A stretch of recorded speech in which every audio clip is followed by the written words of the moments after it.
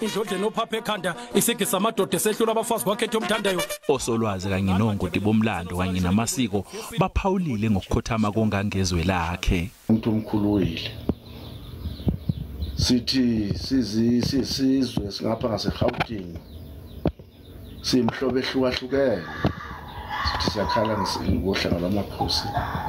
Thina njengesizwe siqemeke ingozi engeqiwa ntwala ngokuhamba nokudlula emhlabeni komholi obebambe iqhaza elikhulu esizweni sonkana.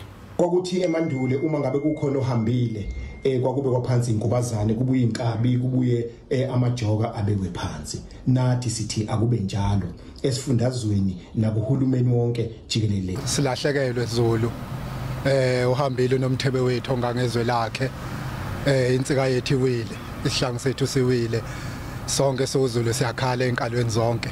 Isilo besicacelwe wondlunkulu abayisithupha okukhona kubo uMadlamini wakwaKhethomthandayo, uKamathe wakwaDlamahlahla, uMadlamini wakwakhangela amankengane, uMandlovu wakwalinda uZulu, uMamchiza wasenyokeni kanye noKamafu wasondini. Sithi lala uphumule nomthebe wesizwe.